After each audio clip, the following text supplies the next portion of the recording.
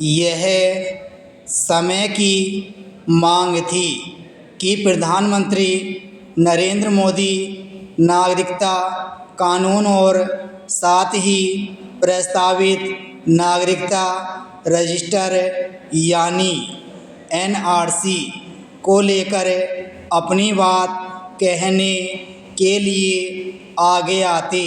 दिल्ली की एक रैली में उन्होंने यही किया।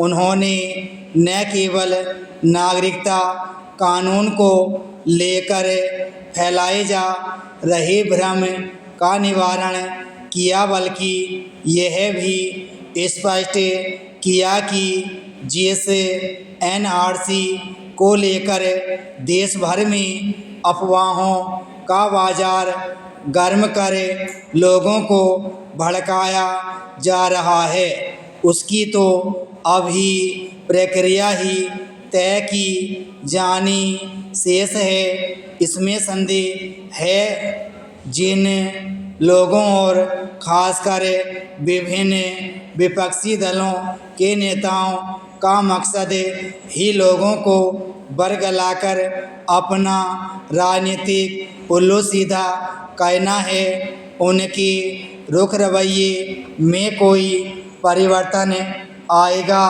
लेकिन आम जनता को तो यह समझना ही होगा कि हकीकत क्या है।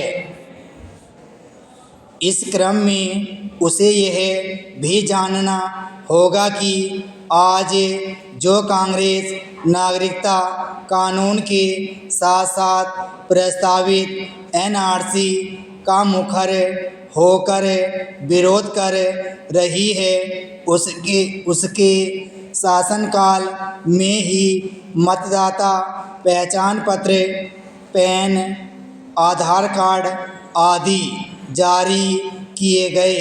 एक सच्चाई यह भी है कि दुनिया के हर जिम्मेदार देश ने अपने नागरिकों का रजिस्टर तैयार किया है। इस जिम्मेदारी का निर्वहन हो, इसकी ज़रूरत नागरिकता कानून में दर्ज है और इसी कारण 1951 में पहली एनआरसी तैयार की गई। क्या अब यह काम महज इसलिए नहीं होना चाहिए कि कुछ लोग अंधविरोध से ग्रस्त होकर या फिर राजनीतिक रोटियां सेकने के लालच में अफवाहें फैलाने में जुट गए हैं।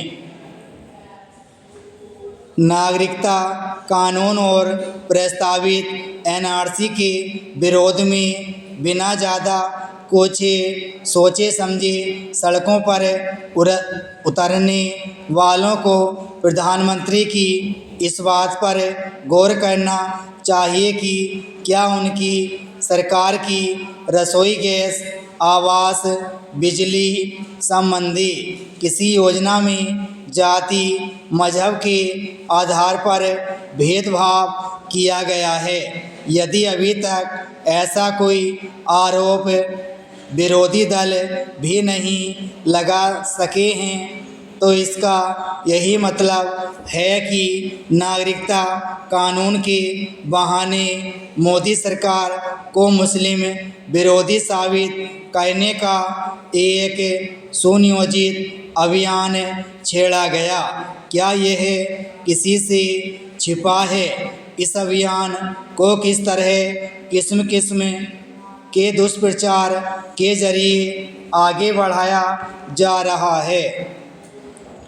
केवल इतना ही पर्याप्त नहीं, दुष्प्रचार में लिप्त इस राजनीतिक एवं गैर राजनीतिक तत्वों को प्रधानमंत्री ने आड़े हाथों लिया। उन्हें इसकी तह में भी जाना होगा कि आखिर ऐसे तत्व किन कारणों से अपने इरादे में एक बड़ी हद तक सफल हो गए।